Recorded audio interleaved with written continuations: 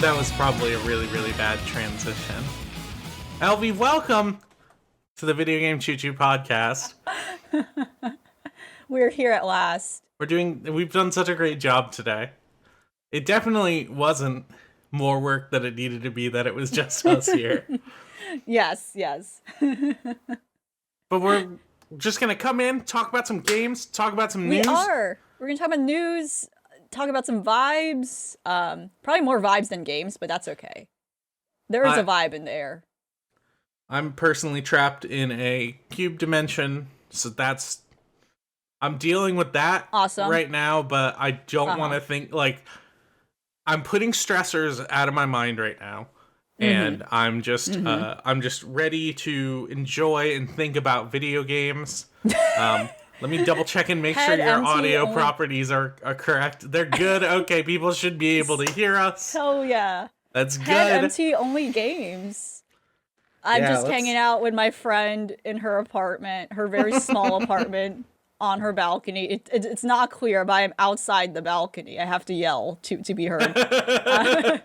Until we both have to go back to the bar later to do our shift. You're knocking and she just won't open. She won't open. I was uninvited, and I understand, but at least I'm at a place. Elvie, she had no choice. Thank you so much for joining me. So last minute before your shift. I know. I know we got to get to the bar after this. Which you know, that's appropriate. You gotta. We're unwinding about games, and then we just will unwind over some spirits later. Well, let's talk about it. We've been streaming 11 Days of Valhalla before we get back into the before we get into the holiday spirit. Tell me about it. How's the Valhalla experience been going? How's the Valhalla experience? It is exactly as one may expect of the Valhalla experience. I guess for anyone who hasn't been following my escapades, playing it every night for one more week, which was totally a spontaneous decision. I was like, wait, this is a Christmas game, kind of, and it's just really funny to kind of just start it with the 11 joke of 11 days from now, 11 days from the first day it's gonna be Christmas Eve, and as they call it in-game, Mega Christmas. And yeah, this is, again, we keep mentioning it whenever the game is mentioned, but yeah, this is probably the last game that officially has what was it the Golden Whistle Award or something? The Golden Whistle, I think it was our prestigious Game of the Year award. It's very rare. It's one of a kind. No, I mean, I don't know the other titles that have gotten that same accolade, but from my understanding, it was one of the last games that kind of was a universal site. Not nomination in regards to Game of the Year for that represents the whole site when it came out 2016 or so, or 2016 I think.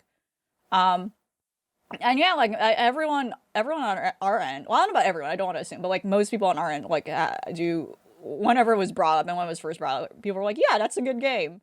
People have a lot of admiration for it. As far as I understand, it's been really interesting going back to it because it's it's extremely 2015, 2016. Absolutely. It's extremely 5 years ago. I'm really surprised how quickly this game got dated. Oh, absolutely. And I would even say, even back then, there was some critique of that. For the most part, the game has, received, very positive, reception in general. But for sure, revisiting it now in 2021, there's it suffers the issue of with a lot of comedy specifically, because it's a game that has elements of comedy and dark comedy, especially the setting. It's not all entirely a bleak game. I think it meshes a lot of different genres in a way for that reason. Even though it's just a visual novel, it's a visual novel with some sort of very, very light sim mechanics. And and little features, what have you, but especially moments of the comedy is, I think, where that's always the hardest part. Comedy will age. I think that's the most difficult genre for one to create for and to participate in, because it will age. and I think its biggest problems in the context of like discourse today, there are people who participate in that genre who absolutely don't agree with that statement I made. Like, oh, comedy can't age, and you have to adjust yourself when times are changing. And people are saying, hey, this kind of sucks to say now. Like, don't say that, you know. But unfortunately, there are. Not to go into that route, but in this case, I don't think we're trying to cancel Valhalla. No, we're not. No, if that's what one was thinking, I was gonna say no, absolutely not. I was not gonna say that, and I would say Valhalla avoids that issue. It's I don't, at least so far. Again, I don't remember a lot what happens in the game, and I don't know if that might be a particular problem that might come up. But like, at least thus far, it's the comedy aging in this game is not because something offensive was said. Right. It's entirely because of, like, again, the issue of pop culture references and very specific things that were pretty much more relevant in 2016 as opposed to now. It's very weirdly tuned into anime culture of 2016. Absolutely, yeah. Where like you go back to it and it's like, oh, this is a little kind of cringy, you know? Yeah, Just a tiny bit. Yeah, and even so, like 2016, I think even some of the anime tropes it pokes fun at and like outright lampshades were also kind of dated even then, because it's very like 2000s anime romantic comedy tropes. A lot of that stuff, like a lot of those hijinks, especially, and certain archetypes of the characters who very much embody that. Like those are like character types you won't necessarily even see much in anime today, and if they do, people will be very quick to point out like this character is annoying, you know, like or this character is very out of place for how the rest of a title or series may go, for sure. And in a way, it's like I appreciate it. It's very unapologetic about like where it's taking inspiration from. It's very clear and upfront about that. Like when you see screenshots of this, you know, not even gameplay. When you see screenshots of it, it's like, oh, okay, I know what to expect. So you can't really be mad if you like go into this thinking it's free from anime tropes when the character designs are very much inspired by anime character designs. And yeah, it's very surprising, and a lot of and you know, with that, like with a lot of stuff on the surface of the writing of the game, it's very surprising how I think it's very I don't know about very, but like decently tasteful when it comes to some of the stuff it goes into, and how it's very clear upfront that a lot of these characters are very morally gray, or outright some of these characters are just bad people. But you're playing like she's not neutral, but you're playing like a protagonist who like can't really do anything about that. You know, she's just someone who, again, who's trying to do her job, and she's just, again, the whole like, unfortunately the customer is always right, you know, she's just there to listen to them she's a bartender, and like those types of people are gonna come into a bar and be very unfiltered about the sort of things they're gonna say and believe, you know, especially at the height of like being drunk. They're not gonna have any control over like any sort of etiquette and norms to, you know, confine themselves in. Yeah, I appreciate it. It's very unfiltered in that way. And yeah, it also, it definitely, you know, as I'm going along this, I definitely do wonder, like, you know, what are the sort of things they're going to do for the sequel, which has been like announced as something in the works some time ago. I believe demos were playable at one of the PAX shows this year. Interesting. So I do not know what specifics are beyond what other people have talked about and who were able to have that privilege to play. Other than that, the setting is very different. And I don't know if it takes place in the same world, and I don't even know if it takes place in the same time period. Because it's a completely different setting, taking place in like a touristy spot in the Caribbean. So as you know, from what people were saying, it very much like unpacks a lot of that like baggage coming with that from the get-go. At least I think from the setup, like, you know, like, I don't know how much explicitly, but yeah, very much from the get-go, like, oh god, yeah, the impact of colonialism in places like this where they have like these touristy hot spots. But then meanwhile, like the infrastructure and like economy and culture like around those areas is like at such a dissonance compared to, like, you know, these wealthy resorts that are like being visited by like very, you know, wealthy upper class tourists, but meanwhile it kind of ignores the reality of what the rest of the country is going through, and stuff of that sort. So I think that's like, so I don't know like if how much they're gonna explore with that, or if that's just gonna be something that's kind of like in the back. I mean, similar to Valhalla here, where again we're not really seeing the action of like all the stuff that's going on in the city. We are very much a bystander. Right. Again, in this bar, yeah, and then we're regularly, yeah. There's a really interesting thing Valhalla does where like it puts you in such a narrow perspective, and it gives you it makes you take in all the world building from there, which is like which is really really cool from like a civilian kind of perspective, because I think a lot of games, when you're dealing with this kind of dystopia, want to put you in a hero role and want to like give you all the information. You're getting all the lore dumps, but in this you're kind of just nobody, and that's what makes it really interesting when you're finding out all of these really really wild details about what's going on in the world. Right, like just you're being put in the like perspective of an average everyday person that lives in this world. So like, what if you were just like a bartender in a bar in a world like this, where I agree, as opposed to a lot of video games and interactive fiction, movies, like it's always like some sort of heroic role or someone who's very involved with all the action, but we don't often think about or explore the perspectives of everyone else who is not like who is not directly in the line of action. Like what about the random person who still has to work a shop in the midst of like all this crazy stuff happening. Like it's a very interesting choice. And we got a couple more nights of it. Well, not a couple, several more nights of it. We're like almost halfway through. We're almost halfway through. Awesome. We're getting there. We're getting to Mega Christmas Eve. Awesome. I have been playing not that much. I've mostly been playing New Vegas, which I mentioned on our streams. But I don't really. I mean, I can talk for fucking days about New Vegas. It's a brilliant game. It's so cool. But it's from fucking 2010, something like that. It's old. It's got some time on it. No, right. Wait. I think it's older. Am I wrong? I don't know, something about it feels older. 2010. It is. We fact it is old enough to drink. Oh, all right. I remember it's old enough to drink at the Valhalla. I remember getting that game when it was new. Jesus Christ. Okay, we can't talk about that anymore, or else I'm gonna turn into an egg and then crack into a million pieces. I have been playing a thing that is relatively new, though. I've been playing Halo Infinite, but not the multiplayer. Like I have been. I've been playing the campaign. I'm not super deep in. It's really strange. I don't know.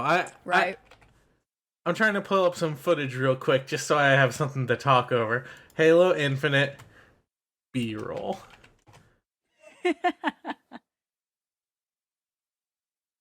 This is just gonna be like frag montages and stuff. Digital Foundry review. I think you're gonna get some gold. You're gonna get some gold. Like I don't know. Sure, you're gonna get some kids like epic After Effects like with graphics over and like weird video editing effects montage. It's kind of like a music video.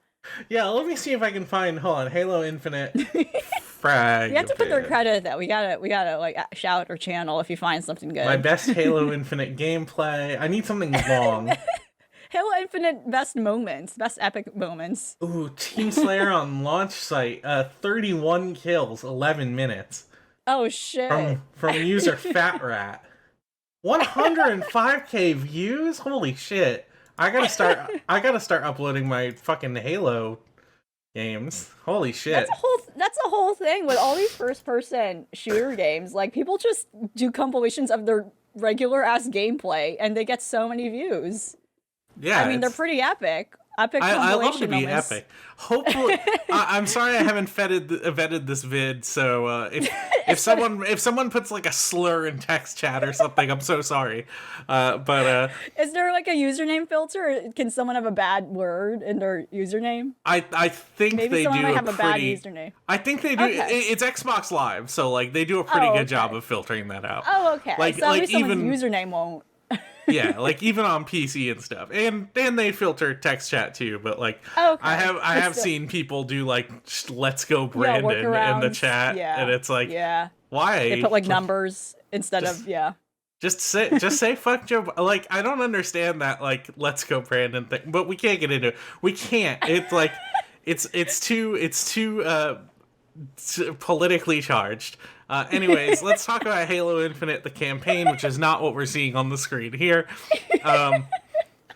It is really weird, especially because I haven't played Halo 5, so there's no context.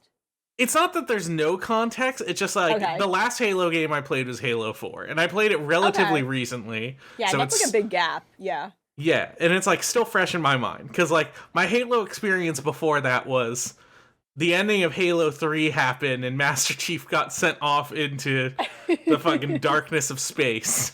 And he's like, he'll someday return in the future. And then by this point, he's already returned. Like, he's come back. Oh my gosh, I kind of remember that. That was like a big deal. It was a really big deal. It was like, everyone was like distraught by that. Like, yeah. it was a big... Especially because, like, at this point, they'd done Halo ODST and Halo Reach, and, like, both of those did, like, super well, and, like, we're really good at detailing, hey, we can do a Halo game without Master Chief. Like, like we don't necessarily need to rely on him. But then they're like, they give it over to 343. They start working on Halo 4. He's back. Master Chief is back. He's out of his cryostasis, and he's gonna come and absolutely. He's gonna have a new experience with like new enemies too. Like it's extremely brand new enemies. Except for some reason, the Covenant is here again. Despite by the end of Halo 3, they had like essentially we had like won the war because like we joined forces with the Arbiter, and then like the Covenant like folded in on itself, and then like what was left of it joined forces with the UNSC. Like they had a like friendly alliance. So not only Master Chief was back, it's like everyone is back. Everyone's back. Well, no, because he's still off in some like weird distant place. Oh, okay. But like the Covenant is like back again, and they're fighting Master Chief, and like literally the explanation Cortana gives you is, well, a lot of things happen in 5 years, Mr. Chief.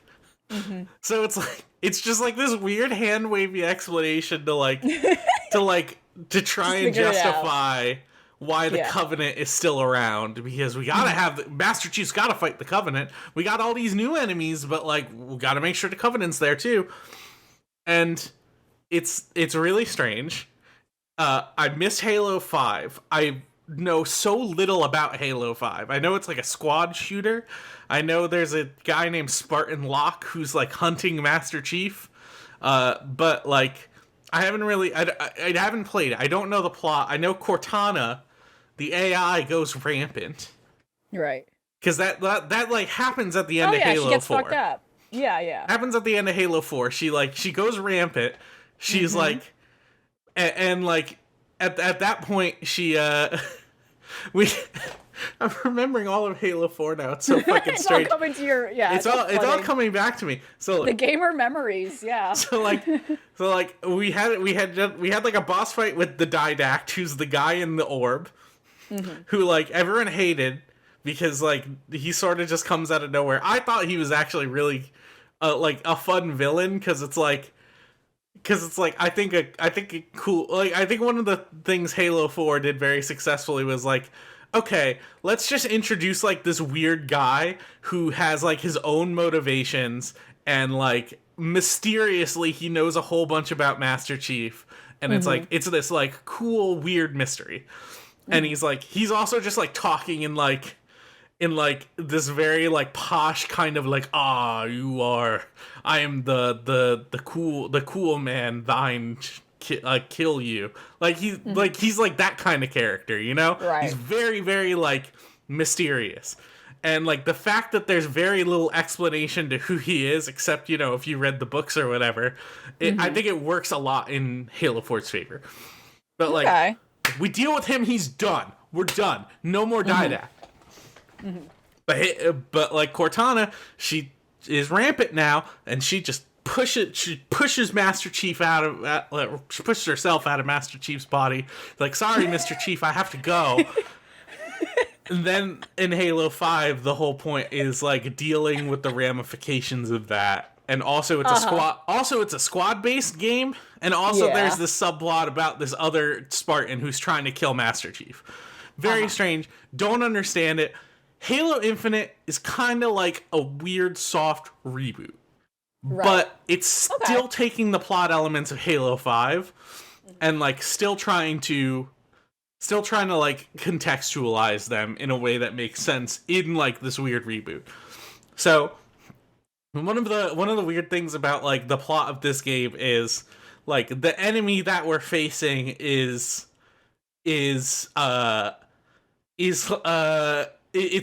revealed like from the start that he is a like he like is from this weird offshoot faction that's from Halo Wars 2 called God, I was just playing it. It's like The Banished or something. The Banished. I think that's it. The Banished. And they're a weird offshoot Covenant faction. They're not the actual Covenant. But they're a different faction with different goals. They just happen to have a huge army as well. They have their own colors, which is at least nice. I respected that. But for the most part, you're fighting the Covenant. It's just there's a little bit more brutes than there are elites. But it is technically a different faction. They have their own shit going on. And then they and I guess I'm still kind of figuring that out as we go. But what's interesting is like apparently the guy from Halo Wars 2 that was leading the faction, in between the time where Master Chief initially meets him at the beginning of the game and when you actually start playing, because they like get into a weird fight like right at the beginning of the game in like a cutscene. That dude is dead already. Like, he's gone. He's gone. And it's like, there's another guy who's essentially trying to carry on his will. It's so strange. I don't understand why they made this choice, especially because the game starts with you literally meeting this guy. Master Chief initially gets some, like, really good stakes for why he wants to get revenge on this guy. And then he just gets fucking yeeted into space. Master Chief is just thrown out the airlock because he was a sus imposter among us. That's what happens. Exactly. And then he's offline for like years. I think I'm actually not sure the amount of time. It's actually really fucking strange, but like we see this weird time lapse of the sort of point of view character who's not Master Chief. He's like he's the pilot of the Pelican that we're flying around. He's like he starts this cutscene like completely like clean shaven, like looking like a normal Marine, and then like the camera does a full rotation and he's just got like extremely long hair and a huge beard because he's been stuck in this Pelican for fucking years or like months or something. I don't know how long. But it's a long time. This match is about to end. I gotta really wrap this up. Anyways, so there's a weird period of time where Master Chief is just out of action. The dude discovers Master Chief's body just floating around in fucking space, and he recovers him. He brings him back online. And Master Chief's like, we gotta go kill the guys, I keep forgetting their name, the Tarnished or whatever, the something, and And as soon as like he says this, the pilot guy is like, what the fuck are you talking about? We need to go home. We're in the middle of space. There's no one here to help us. We're by ourselves. We're gonna die. Let's go. Let's leave. And he's just like, and Master Chief's like, no, we gotta go and do this. So the guy goes along with it, because what are you gonna do when Master Chief tells you we gotta go kill some guys? You go and do it, because like it's Master Chief. And so the Pelican guy like helped him reluctantly. We find an AI that I believe is the AI from Halo 5, because Cortana's already gone rampant. It is a different AI that looks like Cortana and has the same voice. She has like a different demeanor. Yes. She's got a different attitude. She's a lot more like upbeat and perky, and she tells more jokes.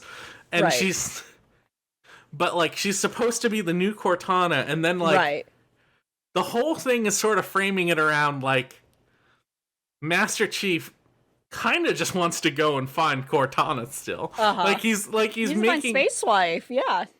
Like he's making this weird excuse for why we still need to fight these guys. He needs to find a virtual wife. Who by all intents and purposes, the Spartan you played in Halo 5 is dead. I'm learning so much.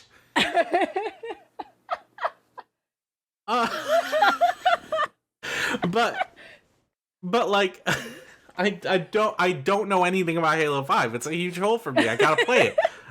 I wanted to play it before Halo Infinite, but you can't play it on PC. And I gotta play it on an Xbox. But like, I mean, everything you described to me sounds like the multiplayer gameplay is going to be no different from Among Us. Let's be real. Oh, 100%. It's the same game. But you have to shoot down the sussy bakas. You gotta throw them out into space. That's how it works.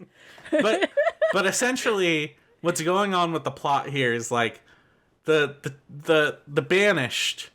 They've kind of just dug their heels into this Halo that they're in, because there's always a Halo planet. Yep. The new AI that you meet named Weapon, her name is Weapon, which is really fucking funny. She just straight up says there's no way they can fire this ring. It's already broken, because it is. It's like literally broken into pieces already. Right. So it's like, but Master Chief is so adamant that they still are trying to fire the Halo to kill something. And he's probably right. But the way this game starts, it's so fucking strange, because it just seems like Mr. Halo Chief is just going, like, he's disregarding everyone else's feelings just so he can go on the big Halo, so he can go kill some Covenant. And he's not reporting to anyone. Like, the only other person he's met is telling him, we need to fucking go home, we can't stay here. By all intents and purposes, it seems like the weird offshoot Covenant faction that's here isn't going anywhere. Like, they're just fucking, like, they're like heels deep digging into the planet, and there's like, wow, we have a new home here. This is great. And it's like, and Master Chief is just already invading. Like, he's going in there and fucking all their shit up. And it's like, it's so strange, because it paints Master Chief as like such a huge asshole. Because he's just disregarding everyone else's feelings just so he can kill some aliens. for very nebulous and ill-defined reasons. And then what's especially strange is like on the Halo, the new Halo, there are still Marines from the time that they were fighting a battle there. Right. Like they're not living there or anything. Like, they've been captured, or they're just like still fighting.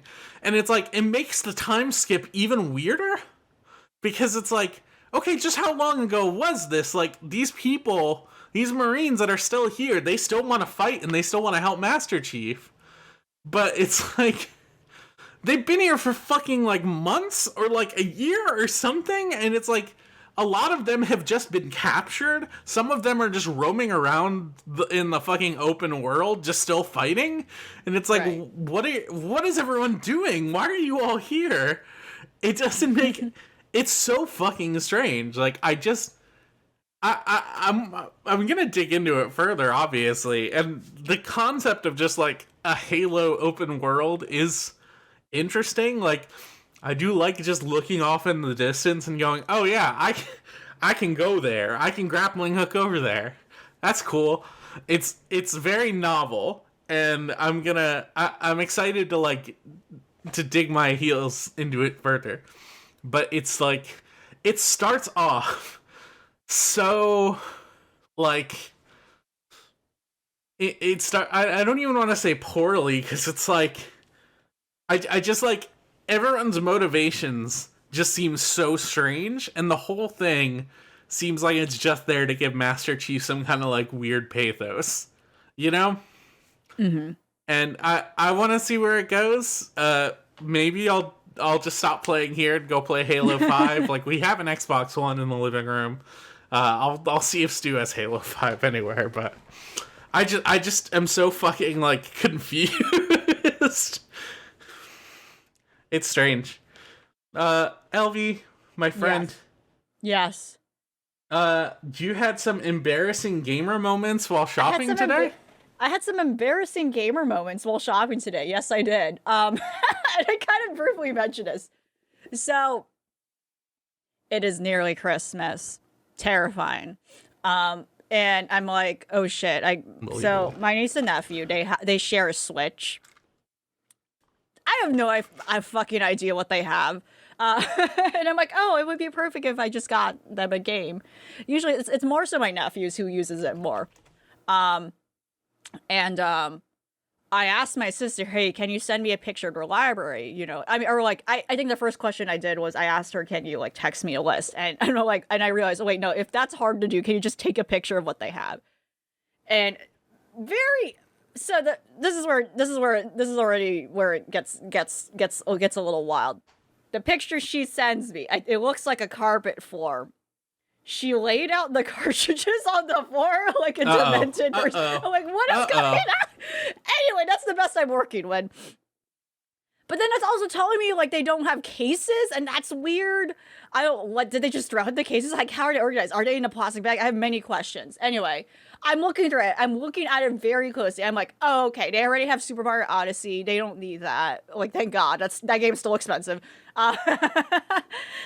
Anyway, I'm looking through it. I made this conclusion of like, okay, they actually don't have Breath of the Wild yet. I think they would enjoy that. I'm going to the game store. There's a really awesome game store, if anyone's ever in New York City, called J+L Game. J+L Game. There's a giant Pikachu statue right in front of it. Well, now it's inside. They took it inside because I guess people keep doing weird stuff to it. And I think they have a giant Mario statue too. I didn't see the giant Mario statue. I think they put him away. I think they put the Mario away. They locked him up because he is a dangerous man.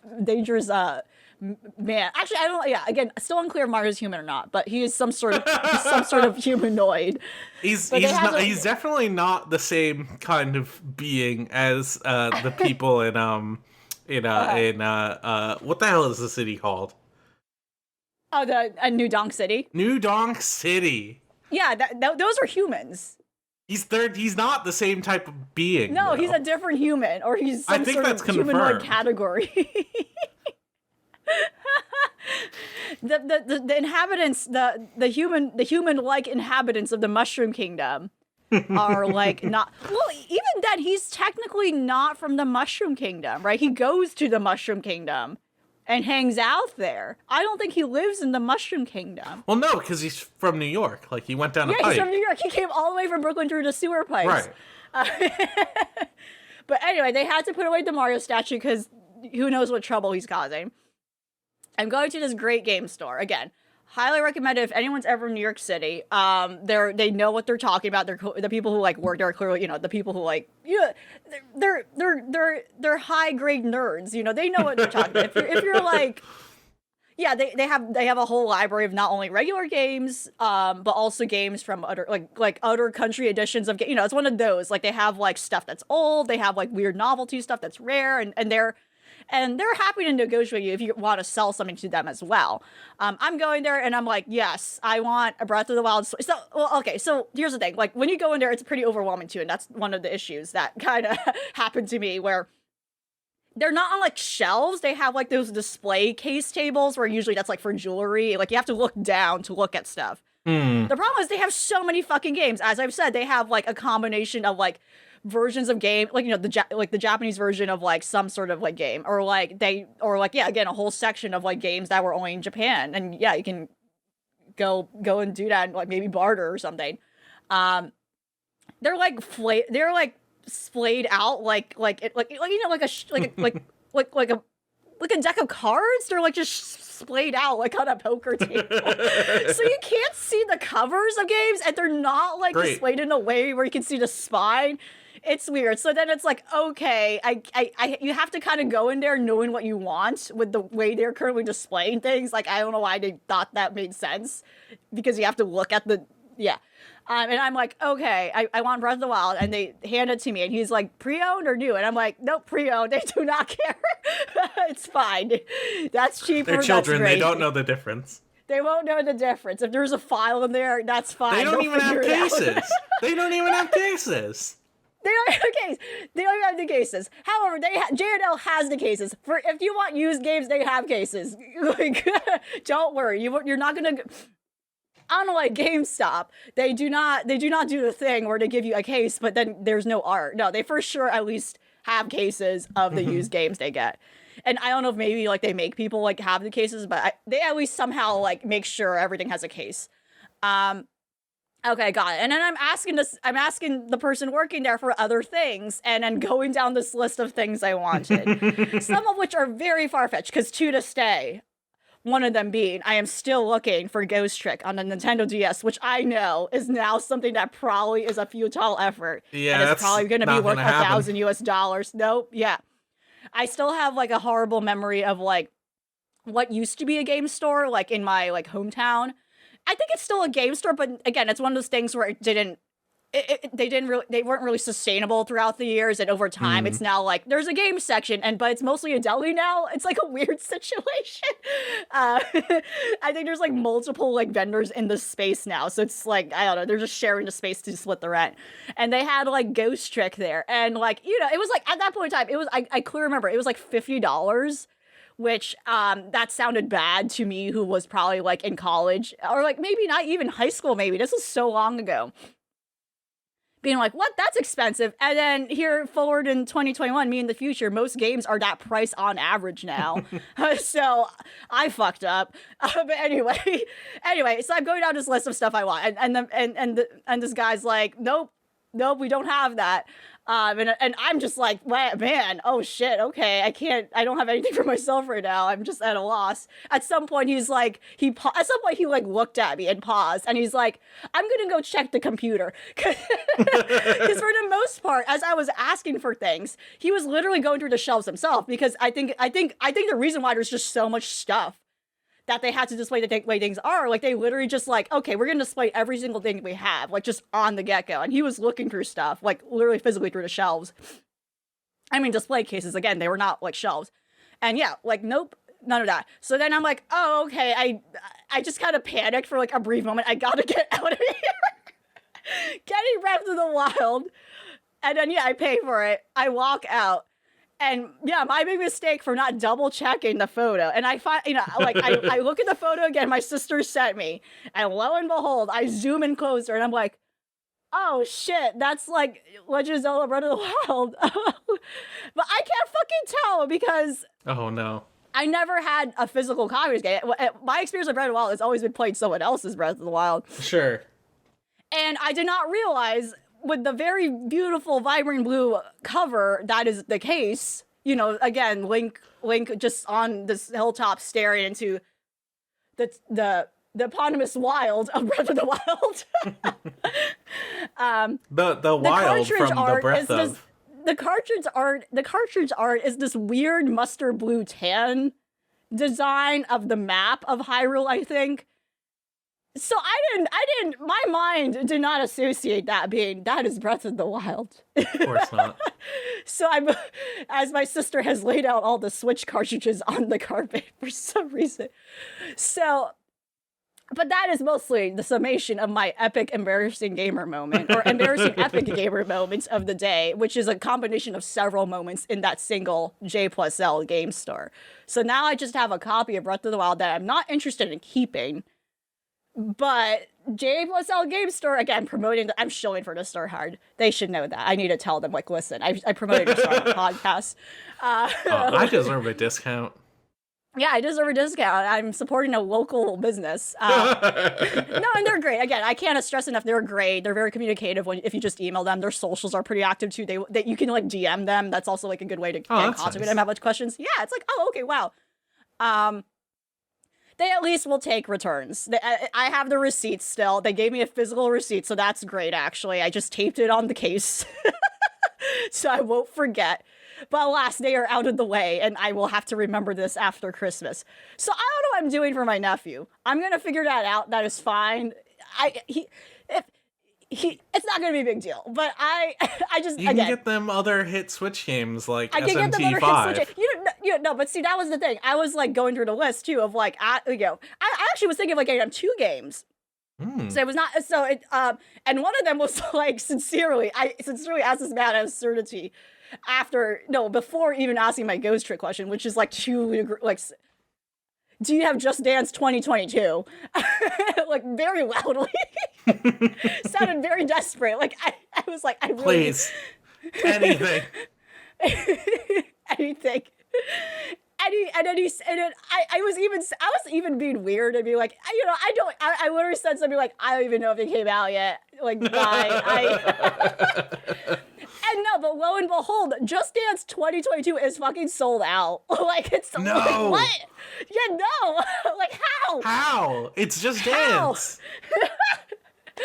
But again, it makes sense. People are again, fucked like, for video games right now. The supply chain is killing everyone.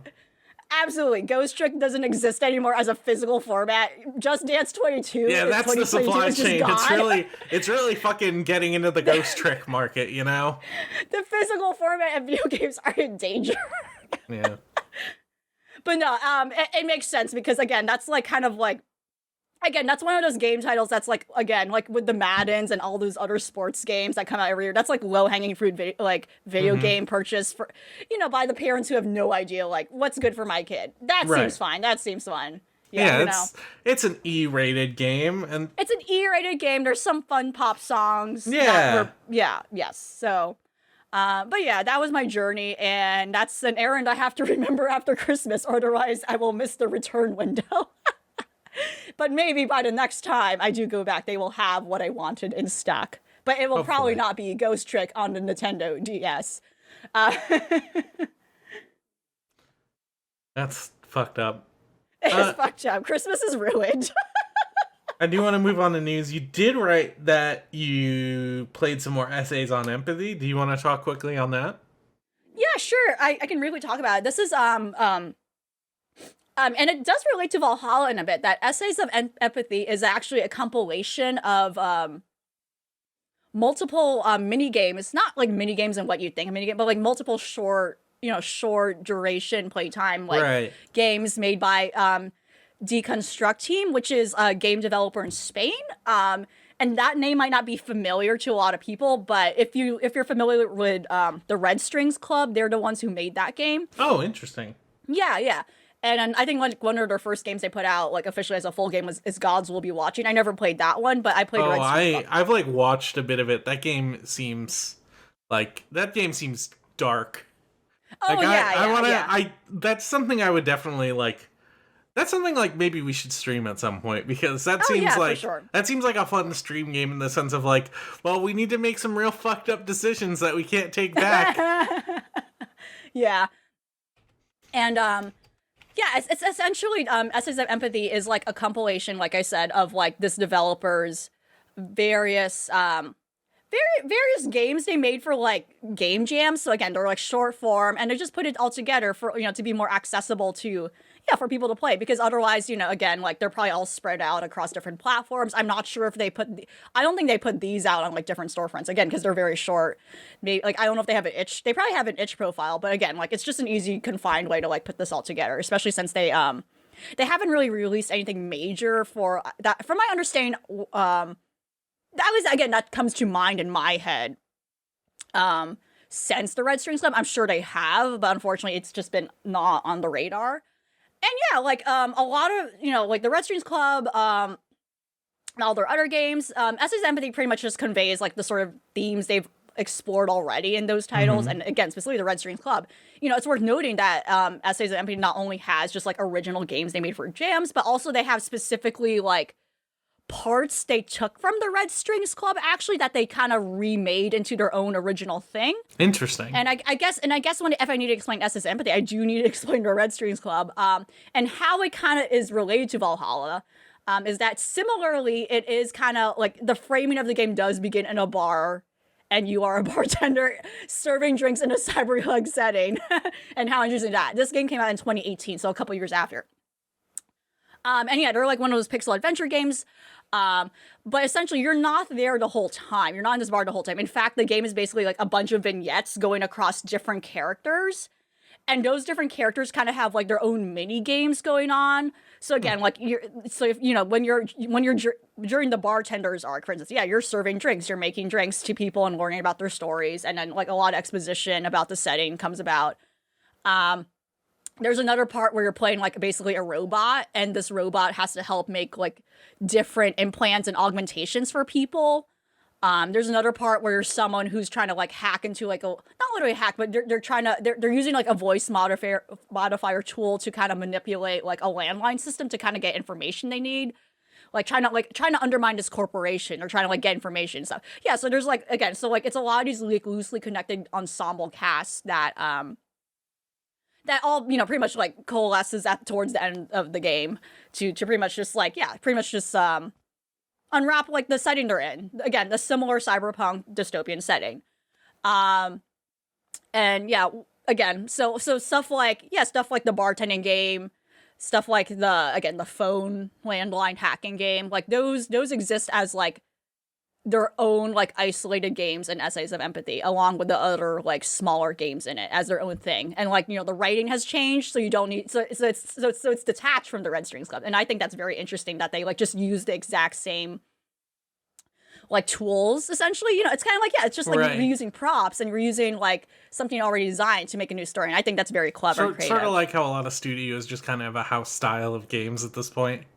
Right, yeah, absolutely. And yeah, like especially have like a series of games. Yeah, you're reusing character models if there's not much of a difference in technology between the newer game and the older game. Like, yeah, like again, like Video Game Choo really loves Yakuza, and that's like a great example. Like it's stunning to me that like they're clear, reusing character models and assets, yet each game still looks fine. At least in the the last couple of games. Like they still look great, and the character animation doesn't look bad at all. Like it's like such a cool like, I don't know, it's such a cool like strategy to like be efficient in work production, not like do so and it's unfortunate that like some other games like are probably doing a similar thing, but they're doing something wrong that I don't know like what are they doing compared to like what the Yakuza team is doing that that is making that quality difference. And yeah, like I think Essays of Empathy is like a great introduction to this studio, and if anything, it's like it reminded me of them. It's like, oh yeah, I remember Red Strings Club. Yeah, you talked about Essays on Empathy before on the podcast. Yeah. And yeah, they're published under Devolver Digital, so they're very like a Devolver Digital kind of like group of people. Yeah, absolutely. It like makes sense. It's like, oh, okay. But yeah, Essays of Empathy is like a very good introduction, I think, to what they do. If you don't want to jump into something dark like Gods Will Be Watching right away or Red Strings Club, and again, they all have like, they resonate with themes of like, the cyberpunk, sci-fi settings, and like, like questions of like, transhumanity specifically too. I would say like a lot of that stuff.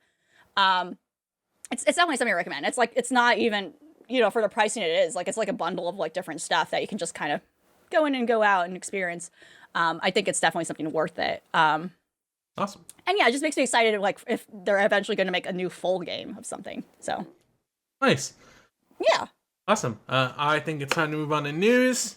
Oh boy, the news! There's actually quite a bit here, so hopefully we can get through it quickly. Probably one of the biggest news stories. The extremely critically acclaimed Final Fantasy XIV has become so critically acclaimed that they've been telling people to stop buying it and to stop playing it. For the sake of critically acclaimed Final Fantasy XIV, do not buy it. Do not promote it. If you are a new player, you cannot play this game. They're just not letting any. You actually cannot play this game and should not. They discontinued sales. Is that right? I don't know, because I still see. So the problem is, like, you're gonna still see ads running, because again, those are like just they just have a contract and time to run. Yeah, right. You can't do anything about that. Yeah, so but I don't know if they're still in storefronts. It might be, but I don't know if it's locked. You know, like you can't. There's no buy button. It looks like game sales have been suspended, and so have free trial registrations. Yeah. I'm going to check on Steam right now to see if they, like, grayed out the buy button, but it's still on the front, probably. Oh, probably. But what's funny about it is that, someone, a bunch of people noticed, like, oh, there's a Steam sale for Square games, and they were probably planning on doing that anyway, because it's the end of the year, and all the major developers are probably going to do something like that, but, like... Mm-hmm. That timing with this issue in particular is really funny to me, and it very much adds on to it. Please play something else but this game. We have other games. It's been especially funny checking Twitter like today and like yesterday, because Final Fantasy XI has been advertising that they're on sale, and you can come jump into our nice Final Fantasy MMO. Come play with your friends. Oh no. Okay, I am on their Steam page, and there are these like red highlighted notices, and there is no buy button. But you can buy the DLC still though, but you cannot buy the base game. Well, yeah, that makes sense actually. Like if you're in, you cannot download the base game, but you can buy the DLC. Come in. Like absolutely. Yeah, just pre-install the DLC so when things are safe, you can come back in eventually. Let me read this in particular. Pre-install the DLC so when you finally start your free trial, you can get there in 500 hours or something like that. Yep. Incredible. Yeah, so then there are two notices here. Oh, weird. Okay, that's weird. Because they still... Okay, so I think this notice was already here, but they still kept the notice of, like... Yeah, this includes a free trial. Like, they didn't remove that. Like, I think that was there already. Like, that's the notice when it came to, like, if there's a buy button here, that makes sense. They kept that. But it's funny that after it is the notice of, like, yes, we have suspended sales on this. And I'm going to read this specifically. And we have said this already, but just for the sake of re-clarifying. Due to ongoing server congestion issues, we are temporarily suspending free trial registrations and sales of the following products. Final Fantasy XIV Online Free Trial. Final Fantasy XIV Online Star Edition, Final Fantasy XIV Online Complete Edition. And then we apologize for any inconvenience. Man, I have never heard of this before. This is very unprecedented. I don't know if this has ever happened before for a game that was quote-unquote too successful that they needed to do this. And we've heard, the whole disaster that is Cyberpunk, where the game is so broken they had to do that. Yeah, it's a completely different situation entirely.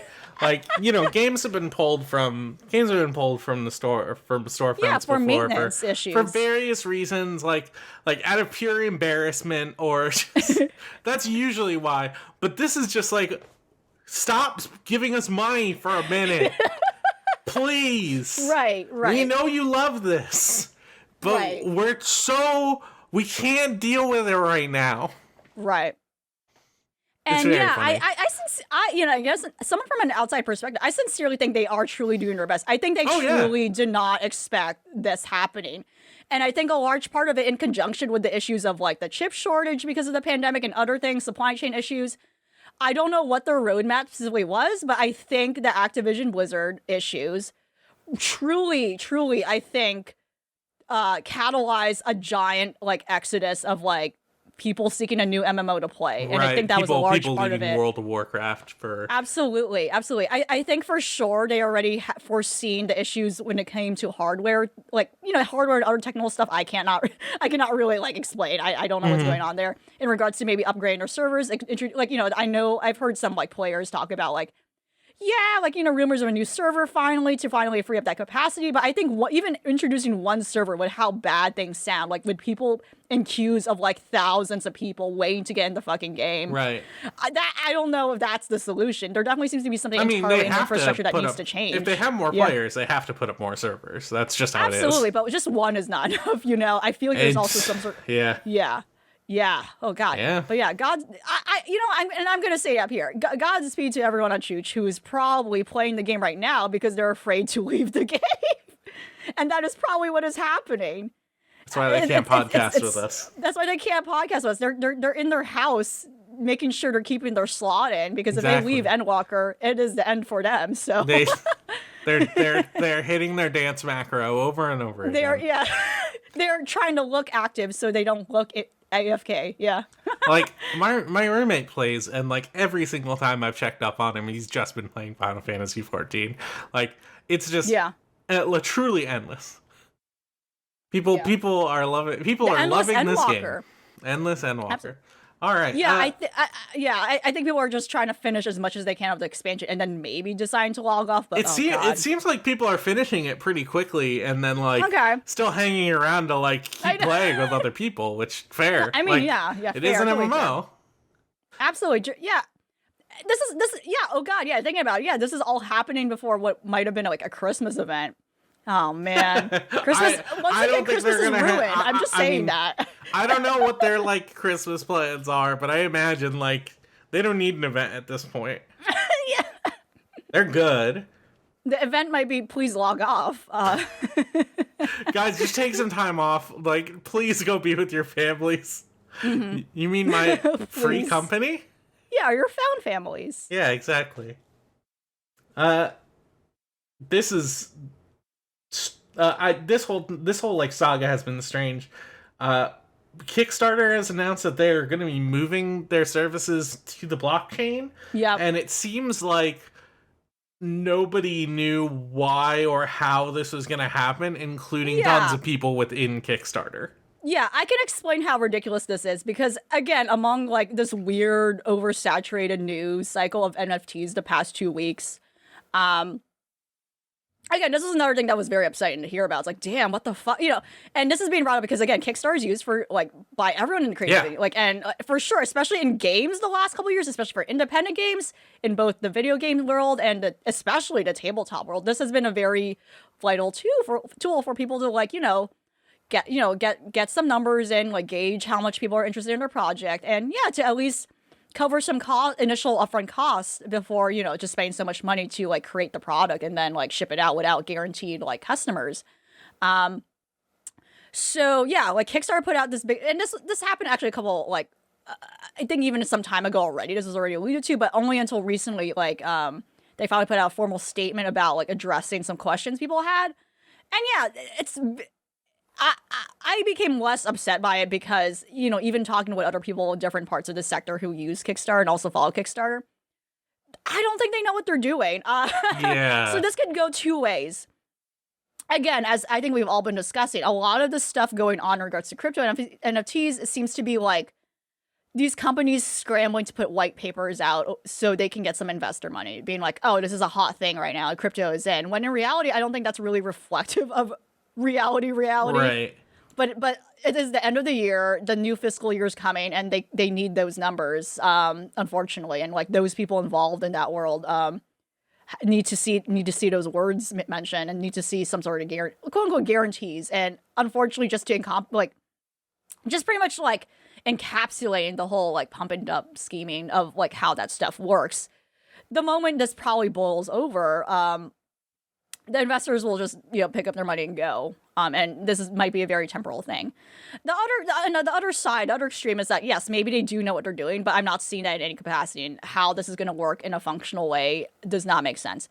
So what's really funny about this, and not funny towards the people who were not funny towards the employees who worked at Kickstarter and maybe might still be, who were like pulled the rug was pulled under them and they didn't even know what's going on with this until the press reported it. There were a couple of people in senior positions who decided to resign, and it's good for them, honestly.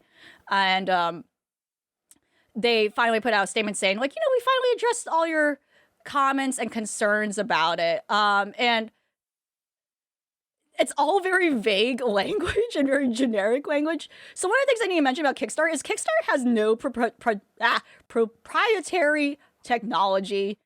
They don't really have a unique API. They're literally a website. That's something we have to all remember. They're a website. So I don't understand what the blockchain thing is for. I know some people might be thinking like, oh, maybe it's like currency integration or what have you, but it doesn't make sense as to why they're saying things like, we're putting the whole company on it, or like we're moving our whole infrastructure on it. Like, I don't know really what are you, what does that mean? But like, here, I'm going to read a Twitter thread, which just shows how really bizarre and like not reading the room they are about it. This is from a Twitter thread on Kickstarter. We know our community has a lot of questions about this new direction, including how it will benefit creators and how we'll stay true to our environmental commitments. We are listening. We started a fact, so a frequently asked questions page. The fact says nothing. The fact explains nothing of how it works. And it says something like, there's something here that was very, oh, here we go. This is the specific lines that killed me. So they're going live on something called Cello or Cello. Here we go. This openness enables everyone who's interested in the promise of crowdfunding to help build its future and have a say and stake on how it works. Blockchain will also open the potential to be rewarded for contributing to the systems that you use every day. As a user, whether you're a creator or a backer, the Kickstarter experience you're familiar with will stay the same. And this is the sentence that killed me. You won't see the protocol, but you will benefit from its improvements. I was trying to find it so I could follow along on screen. Yeah. But I think I lost you. Backers can continue to utilize normal credit and debit cards to pledge to campaigns, and creators can continue to receive normal currency to fill for products. So again, the whole like everything about their marketing and like the language being used is like all that weird stuff. It's like, you know what? We're gonna be on the blockchain. How? We're going to be on the blockchain. Like a lot of weird non-answerable language around like, yeah. It's very for investors. Right. And then people have been emailing questions and concerns and they're like all getting the same copy and pasted answer from this exact fact I read. It's just like, what is going on? It's very strange. And yeah, again, like I said, I have two theories. Like no one knows what they're talking about. So they just have to put this out for something. Or two, they still don't know what they're talking about, but they probably do have tangible plans for it. Either way, no one likes this. Like I said, some people have resigned. The weird language around it too. Like in my head, I like to believe the person who probably has to be the PR person for this also quit, and I think that's pretty baller. So they have no choice but to use copy and pasted language. I know that's what I like to believe. As far as I know, the union they do have a union, and the union responded to this, and like the union unfortunately just did not make like a very challenging statement to it, which I'm concerned by. So I don't know what's going on with union leadership there. That's something pending. But that said, yeah, no one responded to this well. A lot of creators like said, like, I'm not going to use Kickstarter anymore. I'm going to use Indiegogo or like whatever other alternative is there. And so just, yeah, very curious to see where this goes. But as far as I know, it does not seem to be that. I don't know what to say about it. No one knows what this is. It's just more confusing than like frustrating, if anything. Yeah. Mr. Squarepeg in the chat brought up the problem I have with the blockchain, among a lot of things, is that it's not secure. Blockchain-related things are constantly knocked over by amateur hackers. Not only that, but like, so there's like there's actually a handful of like primary different ways that like NFTs are minted, which is like the proof of work and proof of stake, which proof of work is the one that is extremely environmentally destructive. Mainly because it takes a long time to like just sort of like certify that this thing is legitimate or whatever in the NFT sense. And then the other one is proof of stake, which is supposed to be a lot more environmentally friendly. And the like cost to that is that like because it's proof of stake, in order to like have control over that system is you need to have an actual stake of control, which means if you have a like any kind of investment firm or company that has like a bunch of money, you can just like give people money to become stakeholders in this thing in order to take control of it in a way that is like extremely unsafe. Right. Like people can just buy out out like NFTs, like your like people can buy out like your ownership right out from under you because they're the stakeholders. Like, what do you expect? Like they're the ones who technically own it. It's so fucking strange. Squarepeg is bringing up what happened recently, which is called the Log4j bug. I can't really explain it in layman's terms because I don't even quite understand it, but yeah, like, it's unfortunately a very exploitable piece of technology right now. So the fact that a lot of things are trying to really push this all in is very, like, ugh. Right. In addition, there were some, I forgot the name, but like there were a couple games that claimed they were built on the blockchain, and the moment they had to like fix the game, they had to start from scratch. There is not, and rebuild the whole game. Yeah, and yeah, so it's just like I forgot the name. It's something called Wolf something. But yeah, I don't know, it's just very weird that people, again, like if it had no environmental concerns, like let's say that's not the issue. I don't understand like why would one want to go all in on something this unstable right now. It's just very weird. So yeah. But again, unfortunately, if someone has a lot of money to throw at things, that they will not use it responsibly. So yeah, that's just unfortunate. Yeah, testament to that kind of culture that attracts to, which is not great and really toxic. Yeah, it's like, aside from environmental concerns, like what are you really getting?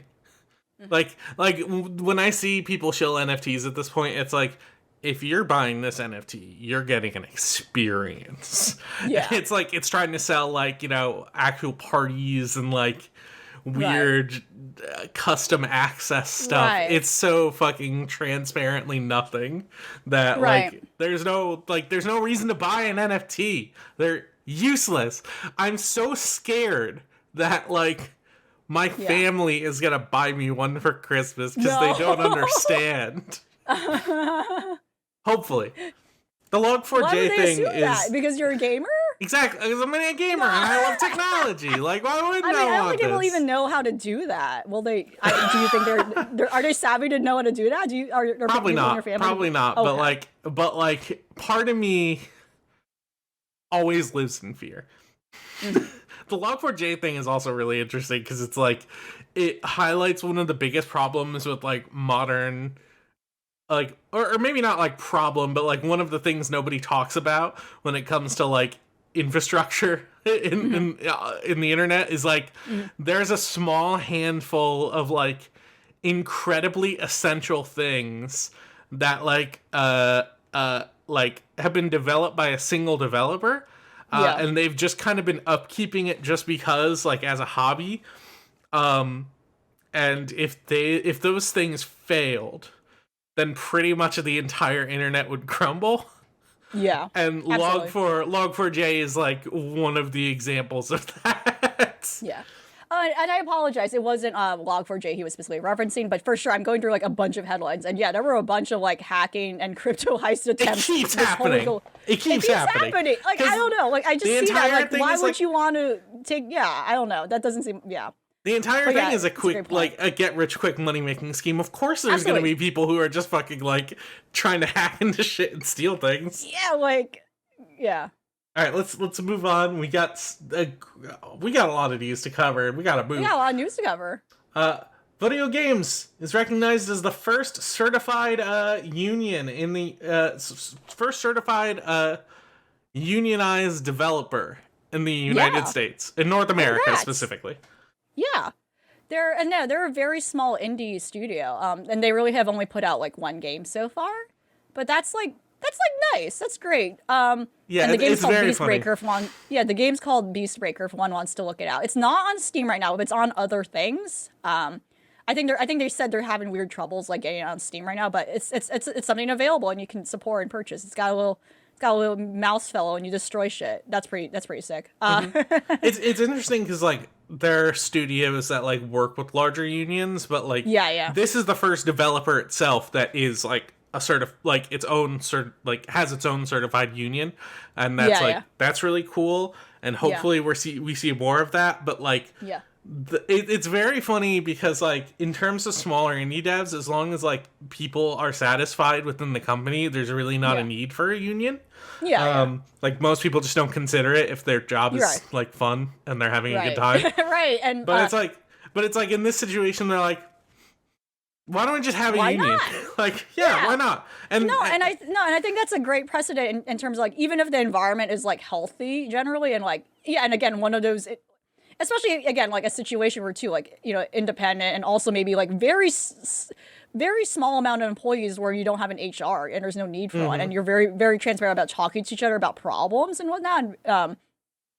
But saying that precedent, because who knows, like in the future, if this again, the rhetorical future of like, will this company grow? Are we going to have more people? And will we actually need those proper things in place in case anything happens? Well, what if leadership changes? I think that's like, I think that's still a great idea. Yeah, it's a great it's incredibly smart. And they're partnered with Code CWA, which works with a lot of people in the tech sector, as they're on the ground trying to figure that out and trying to like work with a lot of people in tech companies right now, like Google being a huge issue for one. And Code CA has like commented a lot in regards to the Activision Blizzard situation, and probably has been I wouldn't be surprised if they're the ones who have been in contact with the ABK workers who have been trying to unionize. Again, their union is not formally recognized, but I think they are already striking or about to, but I wouldn't be surprised if Code CWA is one of the legal guilds they connected with. You know, but they haven't explicitly said so yet. So, their union does also recognize full-time and contracted workers, which awesome. That's good. Yeah, good job, guys. Yeah, good job. Congrats. I don't know anything about this. CD Projekt Red settles investor lawsuit. What's going on here? So, remember when? Okay, so as we were talking about Cyberpunk really fucking up really badly, they had to pull the game off the market. Yes, there was a class action lawsuit. Yes, they were sued by the investors, being like, "What the fuck?" It wasn't just investors, but also like people who bought the game could also get into the lawsuit. Yeah, there was a whole class action lawsuit because of essentially, withdrawing a service people paid for, and that includes also withdrawing a service that investors put money in as well. But it seems like they decide to settle. I don't know. Do they even have that amount of money still? I don't know. Well, it looks like they settled for $1.85 billion, and Cyberpunk itself earned, or no, the company earned $303 million in 2020. So okay, somehow. It's a negligible amount, you know. And if you were in that class action lawsuit, maybe you'll get like $100 or something. Hope so. Yeah, hopefully. Not just $1. I hope more than $1. Usually class action lawsuits, because they involve Sony people, it tends to be like the dollar. Yeah. This seems like a real slap in the face of a settlement, honestly. Like it's that amount that it settled for is less than the amount they paid out in refunds for Cyberpunk. Oh yeah. Yeah. Like, that's insane. Yeah. They should have been hit before for more, but I'm guessing they just like took whatever deal they could get. Right. The head of HR at Bungie steps down due to allegations against the studio. This came after a piece that was published. Was it on Polygon? I can't remember. I don't remember the original. I don't remember who originally. It might be IGN. It's in our channel. I'll go find it. I don't remember if I think it was IGN who did the initial like full on report. Yeah, that sounds about right. Yeah, let me find it real quick. Yeah. Follow up. Where is the original post? IGN, the battle for Bungie's soul inside the studio struggle for a better.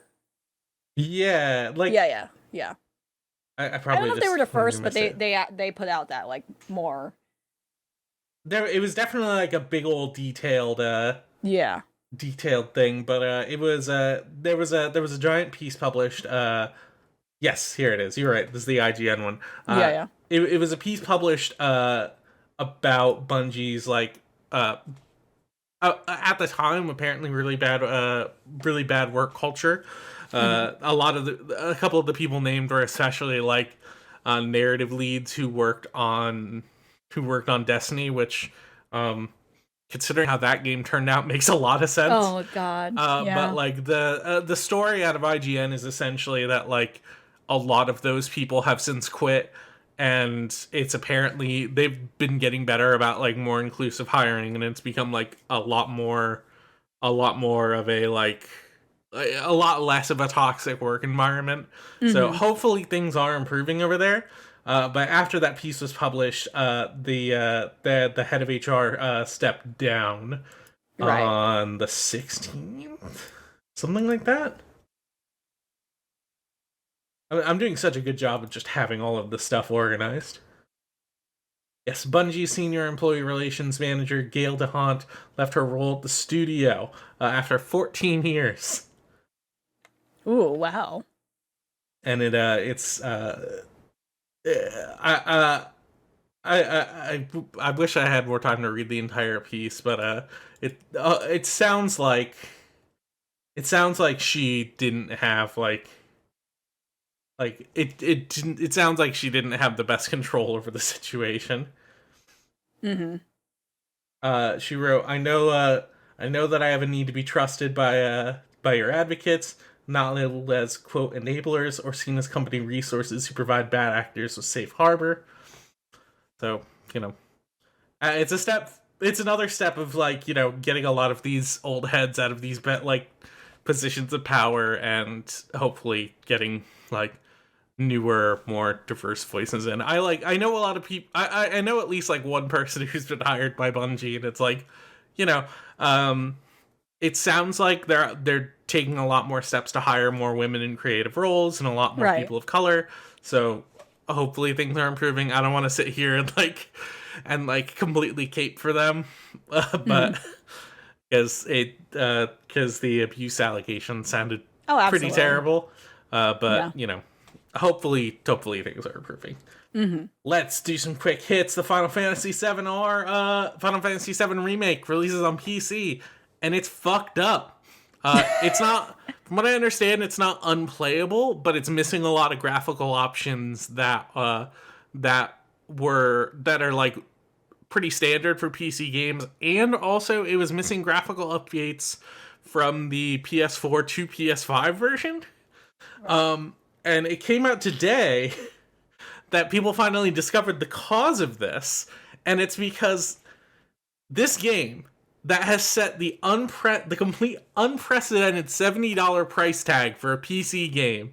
I know there's been more expensive PC games, but this is like a big AAA developer who is releasing their big AAA game on standard AAA marketplaces at $70 fucking dollars. And this game is in such a bad shape because the build that they released was a development / debug build and not a release build. Which is fucking insane. Like, I genuinely don't know, like, how version control gets to a point where you actually do something like that. It's so fucking crazy. Ugh. Some quick game update / release hits here. Ooh. Spiritfarer has officially released their final storyline update to the game, and they called it the Feral Edition. Oh God. That's funny. But there's that. So I didn't update my Spiritfarer yet, but I didn't play all the DLC characters too, but very excited to see everything come to fruition. Next up, River City Girls is getting a sequel. There you go. All right. And another, and another big one, Red Candle Studios, who is known for the horror games, Detention and Devotion, indeed have been game developing this whole time, underneath our noses. Weird. Why would they do that? They're making a 2D, and they're doing something very different from the styles of like what were very dark horror games, and they're doing what appears to be a 2D action side-scrolling platformer kind of game. And this article describes it as potentially being a Sekiro-like, so I don't know what's going on there, but it looks cool. But yeah, very different stylistically from their past two games. apparently Minecraft makes up, according to this article put out on YouTube itself. Again, we're gonna have like a lot of weird end of year trends and data. Apparently, Minecraft now makes up most of the gaming content on YouTube that they had to like do a whole like overview of it. So there are now 1 trillion views of 1 trillion Minecraft related games. Oh god, there's like all this data here you can find on YouTube itself. YouTube/trends/articles/Minecraft-trillion if you're interested. If you want to 1 trillion views. 1 trillion Minecraft views. 1,000 billion. The infographic they have here is insane. They put like all these avatars of different channels on the cubes. I gotta look at this. But yeah, with that, one of the biggest news on the games, I think, Stranger of Paradise will have Jack say fuck. Hell yeah. And we're very excited for that. We went and double checked. Game. It is. It's rated M17. Yeah, I rated M17. In the ratings, it said like 100% matter of factly that they do say the F word. And this might be, in fact, the first kind of Final Fantasy game with an M rating before before that next one in the mainline series comes out. Because that one might have an M rating, from my understanding. Maybe speculated. They've been getting good about cusses. Like FF7 remake has a ton of swears. They got people. They got people cussing left and right in that game, and it's that's fair. I mean, yeah, like the original FF7 had like a couple characters who sweared, and they like centered them out with like like text jargon, like text jumbling, and then in this one it's just like everyone's cursing. Like Aerith says shit, like Barrett's cussing all the time. Cloud says like I don't know if they drop an F word at all. But everyone's saying like damn and shit all the time. Oh wow. It's a good game. It's a good very game. Adult. Just don't get it on PC. Not yet. And some final quick hits of the day, both NFT related. Again, I apologize, but one is bad and one is good. Gala Games they're both technically bad, but one got better. One got better. One had a great arc, I think. And hopefully it stays that way. That was the climax of it. Gala Games is an NFT-focused gaming startup, if you haven't heard such a horrible combination of words in your life. And it was founded by the people who... one of the co-founders is Zynga, co-creators of Zynga, if one is familiar with all those different, like puzzle games, like... I am not clear. Yeah. I am not clear, like, if they own these games or if they're just licensed variations of... But, things like, if you see a variation of Bejeweled, if you've seen a variation of Peggle, like, it's those people. And they're basically like involving I think they've been signing up contracts with other game developers to like start producing stuff for them, like the infamous Fable creator Peter Molyneux, but this is unfortunately not surprising for him. So that's that. I don't think anything of Lost was there. There wasn't anything of Lost right there, to be quite honest. But in subversion of that, the developers of Stalker 2, which a lot of people were very excited by, put out this crazy like press release and statement defending that, like, hey, we're gonna have this feature in the game that will be one can buy an NFT and have this special thing in the game. And then when people ask like why, what, and when they explain it further, it was just even more nonsensical, because they pretty much explained that it has no impact in the game whatsoever. It does nothing. It's purely a cosmetic thing. It's like, out of things like that could be NFTs, it's kind of like maybe one of the least offensive ones in terms of just like, if you buy an NFT, you can be an NPC in our game. Yeah. But also it's NFTs, so fuck you. Like, no. Right, exactly. Like, we don't want this. And people... like, why isn't this something else, like a contest or like some sort of lottery thing, which is like fine, And people let them know. And then they put out, like, again, like how every company now has like a letter template when they do announcements. They had this huge image, this JPEG. First of all, the text they were using is their Stalker title, so everything's in caps. I do not know why they don't use any other font. It's kind of unreadable. This like winded essay on Twitter, they put this out defending what they're doing, explaining like, we need the money. And, like, within 1 minute, probably, that tweet was deleted because so many people, like, ratioed and bullied them, being like, no. And then, like, a couple hours later, I think, they came up with a new tweet using that same exact template. The text is much larger because there's less text. The text is more clear because the image is smaller with less text saying, sorry, our bad, we're not going to do NFT. Just no more. We're going to do away with it completely. Absolutely. Bullying works. Bullying works. Bullying works, and hopefully I do not ever revisit the idea again. But yeah, but again, yeah, it brings to, like, yes, I totally get that maybe they're, like, again, a small team of people, not, like, getting a huge budget. But there's absolutely other ways they can, like, fund their production, so I don't know. Hopefully that works out for them. And hopefully it's not through NFTs or crypto. But yeah, those are the quick hits we have here today. Yeah, let's move on to questions.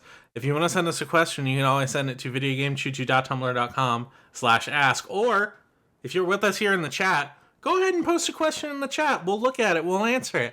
I hope you do. We did this last time, and nobody did, and I felt so bad. But I don't want to pressure you. I don't want to pressure you. I don't want to pressure you. Just if you want to, please. Like, give us a good time. We got a couple here already, so, you know, don't feel obligated, but if you want to. Our first question here comes from Solon, who is currently until we beating the Matrix trilogy, which apparently. Wait, the movies or the games of the Matrix? Both. Oh, okay. They're watching all of the movies and playing the games sort of in narrative order. It's really weird, but they're trying to get through all of them this weekend. They have to figure out how to play the MMO, which unfortunately apparently is canonical. They can't do that, unfortunately. Okay. But I believe gosh. They have to watch someone's playthrough. Yeah, I believe they're watching like a Let's Play of that or something. But Solon does ask, hello. As you know, I grew up a devout celebrator of Winterreanmas and continue the traditions to this day. Annually, I spend 2 weeks of winter break cleaning up my backlog. What is the first game you fear that you'll miss out most? What is the number one game that you fear you'll have to miss most before 2021 ends? Mine is Inscription and Solar Ash. That's his. I haven't missed Inscription.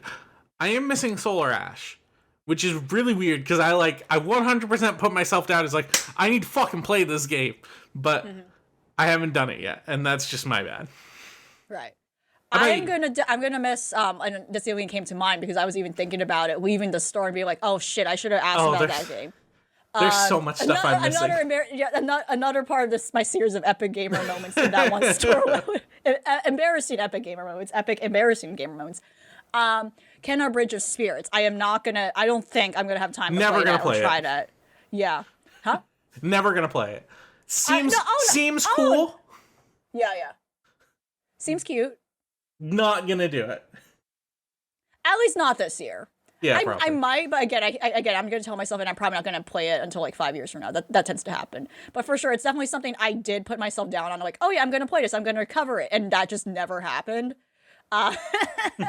So that's something that was like pretty much like a big like not a big topic, but for sure like a decently higher, a mid-budget game. It's like in the spectrum between high and AAA game and then the indie game, but not quite. It's like in the middle because the people who developed it are like, I think, were former Vicarious Visions. Maybe I think I remember. I don't recall, but yeah, that's good. That I missed out on my radar. It's not going to happen this year. We have 2 weeks left in the year.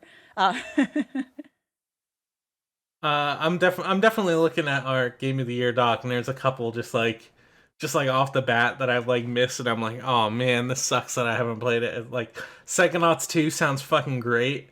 Like Sable sounds awesome. There's just so much stuff here. Like I probably would have really liked Death's Door, you know. There's just a good handful of games I really wish I got to play like at all. Like Deathloop, I still haven't played. Seems great. Like seems like a really fun game. I've heard maybe the story takes some not great turns, but you know, it still seems like a fun game. It still seems like an arcane game. Like they know what they're doing.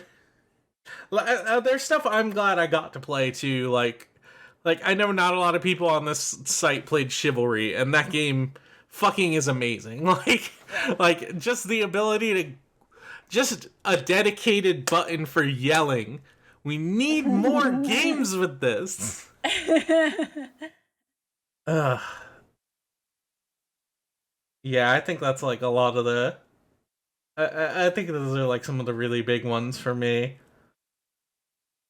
There's stuff like I haven't finished either that I'm really like I'm really annoyed that I haven't finished yet. Like I have to fucking wrap up Nier Replicant. I have to beat Disco Elysium. Like I just need to do these things or else I'm gonna like shoot myself in the foot. Me and Solon have been like trying to get together to play It Takes Two. Literally just because it won at the Game Awards. And also because like I love Joseph Fares games. Like our next question comes from Anonymous, and it's pretty good that they stayed anonymous because this isn't a question either. This is just a statement of intent for them. Okay. I'm for more diapers in gaming in 2022. That's all they say. That's all they say. Why would they do that? Why would they just? Okay. Some people just want to let us know what they think. Do you know what that feels like? That feels like just someone throwing a grenade in the room, and then you don't know where it came from, and then you can't do anything about it. It's too late. The grenade's timer's going off, and you're like, shit. Well, I feel like as the website that pioneered the article about the gamer diaper that no other website wanted to touch. Like no one else had the courage to talk about the Underscares, which got canceled and then they never released. And then they just kept making bad Outlast games. But you know, maybe tactical gaming diapers need to have a comeback, you know? Like the idea of having a light the idea of having a flashlight on a diaper. So you can go to your fridge in the middle of the night. That's something we need more of. That would happen to like the Rugrats, like Tommy Pickles with his diaper. Just taking it out like weird. Yeah, that's the absolute level of humor that would be in the Rugrats. Rugrats, the new class, gamer edition. They never stopped wearing diapers. Man. Mr. Squarepeg in the chat asked, what's our take on Web3? I did see it, and I actually have a hard time myself figuring that out, too. Because, I don't know, because unfortunately that conversation is so saturated by, the discourse around crypto and blockchain. NFTs, yeah. Yeah, so oh God, right now I don't know, right now I'm not like making myself think about it, and like I don't know, maybe it's one of those things where I never really thought about those things, you know, as someone who again like early 2000s onwards, like the end cusp of Web 1.5, I guess. Like I don't know what's the best way to categorize it because it was not 1.0 for sure, Web 1.75, what have you, the early fresh Web 2.0 era. I don't really think about those things, and again, like I think that's just the privilege of being someone who's very adaptive. Just very versatile in terms of like adapting to new technology. I personally think, like, I feel like when I'm old, I will not have the problem where my kids are going to think I'm uncool for not being able to adapt to whatever new phone is. I don't know. I'm confident about that. But for sure, right now, that conversation is so saturated by all those issues that I rather not want to like wax philosophical over, and I think that's the problem, where I think I personally don't have personal opinions about what that looks like yet because it's just filled with stuff I don't like yet. So that might be just it. The thing with Web3 is like Web 2.0 was an actual like really serious transition, like from like really early stages of web development to like a more standardized format, like people understanding like PHP, like HTML, Java, like everything we've needed to like really to like move to the ability to just straight up like be able to play games in a browser, stuff like that. Right. And it's like it's an actual serious like upgrade in the way the web, like the internet works.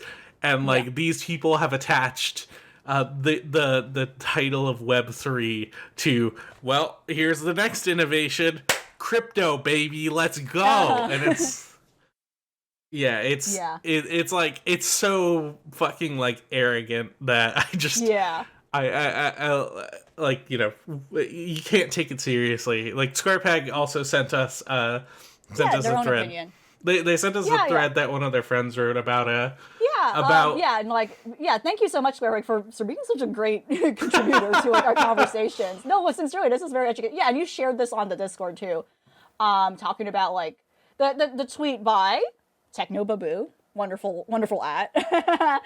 It's basically shares a video how oh yeah, this is about like the Roblox thing and how like they were the tweet basically goes into how like Roblox might be a good example of this actually that kind of exists in its current manifestation, where it's kind of like open.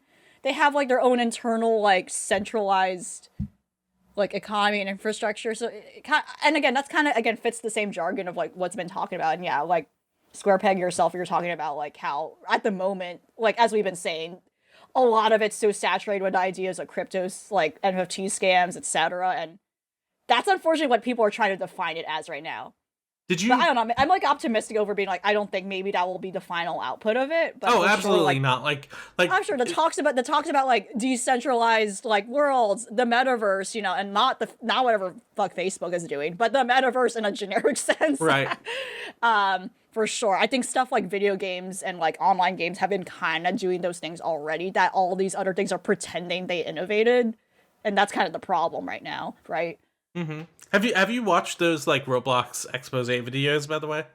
No, that's like a whole world that seems scary to just go into. It's truly insane. Like I think it is fascinating from outside perspective, but like I don't play it. I think my niece and nephew do play Roblox, but oh, that's scary. You know, it is scary. Yes. I mean, they also play Minecraft. They play exactly what you expect for like kids of this generation. Yeah, and like there's definitely like there's a very like predatory nature to the way it encourages children to just straight up become laborers, and like the content creation aspects to it. Yeah. Because of like the decentralized nature of the way those like those kind of development studios within Roblox works. Like Roblox just has zero oversight over the entire thing. So like kids are essentially joining development studios that could possibly be run by other kids, but also because it's like there's no oversight whatsoever. These people who run these studios just like have the ability to just wantonly abuse these children. There's like there's also a very like heartbreaking story about like a 12-year-old girl who was like preyed on by a very popular developer like in his 20s. Oh god. It's just really very scary. Like I definitely do wonder. Yeah, I think Second Life kind of fits this conversation too, and that's been mentioned again recently. And I don't think they're having they're not having a comeback, but it's being brought back into conversation again. Right. To kind of again like be an oppositional argument against the problem with stuff like the quote unquote again metaverse trademark, not metaverse generic term. And how once again, like I said, just repeating myself, but how certain corporations are trying to pretend they innovated certain concept that have been in video games for a long time. Especially online game spaces. Second Life definitely innovated the like MMO spaces with community created transactions. Yeah, absolutely. And yeah, like SquarePeg is right. Like Second Life moderates their communities, but also Second Life is not directed at kids specifically. Yes, exactly. It has an extremely adult fan base. Like they're very, very strictly. If you want to get into an 18 plus kind of server, they have the capacity. Don't worry. Like even VR chat, which is like equally as insane, but has like less ability to monetize to monetize everything. which is like, you know, there are definitely people out there like selling VR chat skins and whatnot. Right, absolutely. But it's all handled off the platform. Like, like VR chat doesn't actively encourage it. Right. Even that is like, it also very strictly moderates adult content too. Mm-hmm. So it's like, you know, there's still people out there doing sick, fucked up shit, and like, you know, they're also in their private servers. So if you're a kid getting into VR chat, you're gonna run into some weird people, but at least they're not gonna try to recruit you to their game development studio. Hopefully. I believe that's it for the Video Game Choo Choo podcast. Yeah. Elvie. Yes. Thank you so much for joining me today. Where can we find you, namely, in 1 minute? Well, one, you can follow me on Twitter at LVMAPARIN. Yes, I am also contributing to Video Game Choo Choo. Otherwise, why am I here? Otherwise, I'm a special guest. Why not? Special guest and co-host? Special guest, co-host, and streamer. Oh, God, in 1 minute. Actually, not even a minute. Like, minus 2 minutes, to be honest. Yeah, we're already over time. But, and if you stay on this Twitch channel in a hot second, I'm going to start playing another night of Valhalla. Night 6. Join in. Yeah. We're like, that's like the hump day right there. Like, we're almost over it. Oh, God, yeah.